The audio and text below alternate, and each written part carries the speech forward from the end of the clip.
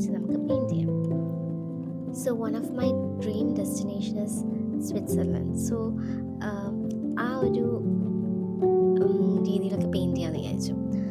And കുറച്ചൊക്കെ ആ ഒരു റെഫറൻസ് വന്നിട്ടുണ്ടെന്നാണ് എൻ്റെ ഒരു പ്രതീക്ഷ. അപ്പോൾ I just painted like that. So first I am doing the sky.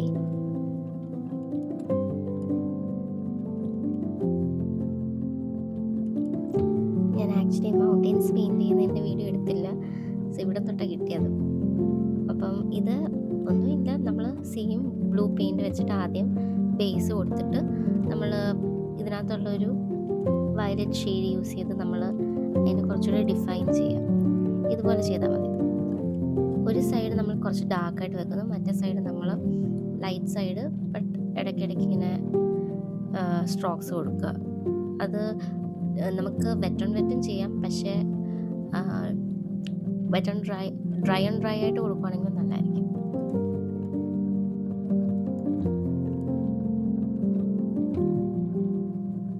And obviously ഒരു കുഞ്ഞു വീട് ഈ മൗണ്ടൻസിൻ്റെ ഒക്കെ നടുക്ക്.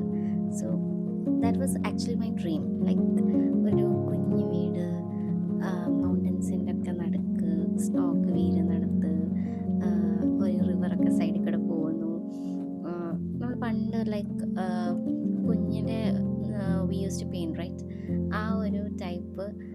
അത് ആക്ച്വലി സ്വിറ്റ്സർലൻഡിൽ ദാറ്റ് നമ്മൾ ആ മലയുടെ സൈഡിൽ കൂടെ ആ ഗ്രീനിഷ്, ഫുൾ ഗ്രീനിഷ്, അവിടെ കുറേ ആടുകൾ, and we are just running through it.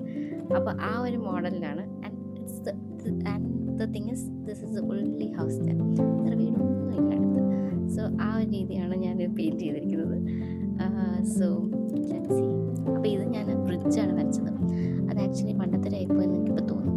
ആദ്യമേ ഈ ബ്രിഡ്ജ് വരയ്ക്കേണ്ടായിരുന്നു. പിന്നെ ഈ ബ്രിഡ്ജ് ഞാൻ എൻ്റെ ഒരു ഊഹത്തിലുള്ളൊരു ബ്രിഡ്ജ് വരച്ച് ശരിയായില്ല. ബട്ട് ലാസ്റ്റ് നമ്മളതൊക്കെ മരമൊക്കെ വെച്ച് അഡ്ജസ്റ്റ് ചെയ്തു.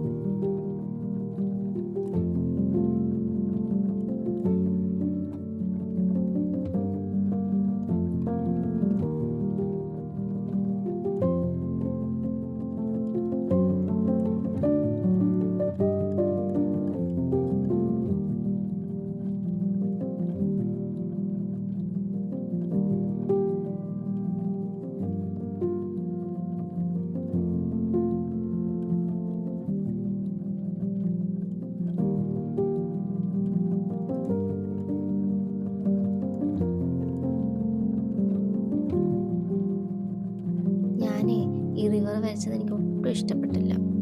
ഒരു ലൈഫില്ലാത്ത പോലെ അല്ലേ. സാരമില്ല, നമുക്ക് നെക്സ്റ്റ് പെയിൻറ്റിങ്ങിൽ അത് സെറ്റാക്കാം.